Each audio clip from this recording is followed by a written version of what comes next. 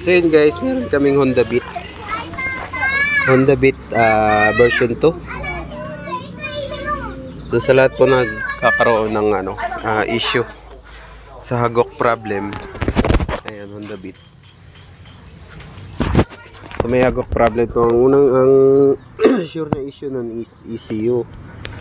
So meron tayong ginawa dito na isa sa mga paraan na itinuro ni Sir Mel, pero hindi niya sinabi yung kung nilagyan natin ng resistor yung AOT sensor o engine oil temperature sensor. So ito, para na sinabi ni Sir Mel, tanggalin yung sensor. Ayan, nakatanggal yung sensor, matagal na. Pinalitan ko pa to ng bago nun eh. Pinalitan ko ng bago, kinabit ko, hindi rin talaga gumagana. So ibig sabihin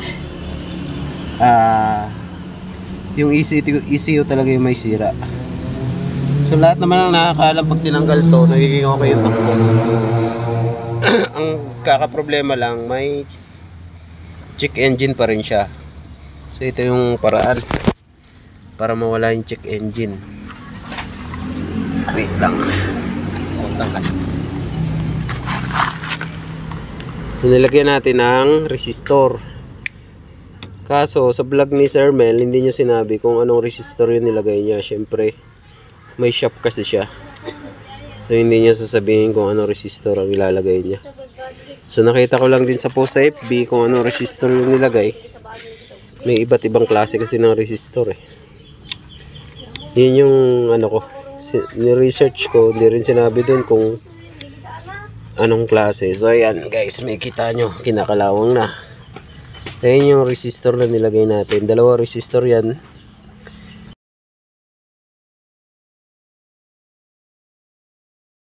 Wala yan polarity, basta pareho lang yung side ng kulay nila. Ganitong kulay yung mahanap nyo. Madali lang makabili niyan, meron yan sa Shopee. Ilalagay ko yung link. So walang check engine. Tignan nyo. Saan yung susi mo to?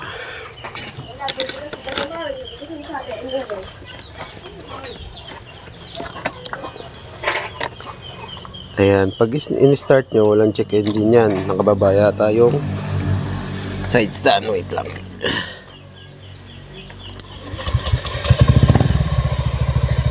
Yan, walang check engine. Pero baklas yung AOT.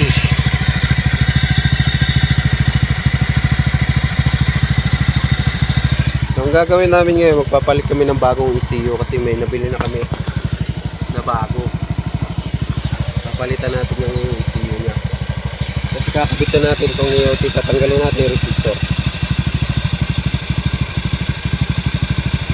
Ayun guys, prove muna na sira yung ECU. Kinabit namin ulit yung AOT. Tapos tignan natin kung hahagok. Ayun pare, meron. Meron may hagok talaga siya. So yun ang solusyon, palit tayo ng bagong ECU. Guys, naikabit na namin yung bagong ECU, yan. And gumagana na yung kanyang idling stop. Yan, so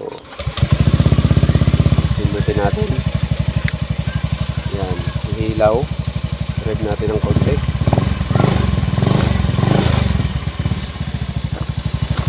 Mandar.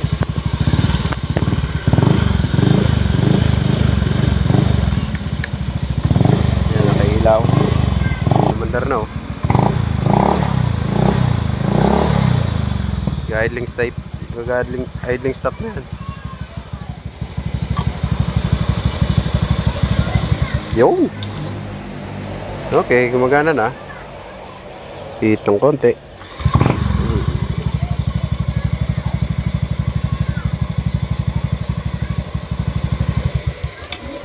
Alright.